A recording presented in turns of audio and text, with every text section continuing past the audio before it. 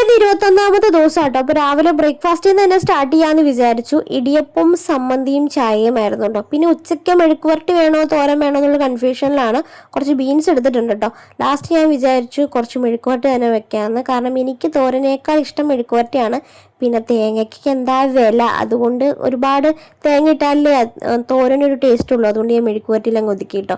പിന്നെ ഞാൻ പച്ചമുളകൊന്നും ഇടാറില്ല കേട്ടോ. ഞാൻ ഈ 2 സാധനങ്ങളിട്ട് വഴറ്റിയെടുക്കും. പിന്നെ ലാസ്റ്റ് കുറച്ച് മുളക് പൊടിയും കൂടി ഇട്ട് നന്നായിട്ട് മൂപ്പിച്ചെടുക്കും. അത്രേ ഉള്ളൂ കേട്ടോ. മുളക് ഇട്ട് ഞാൻ ഇടാറില്ല, എനിക്കങ്ങനെ ഇഷ്ടമല്ല മുളക് ഇടുന്നത്.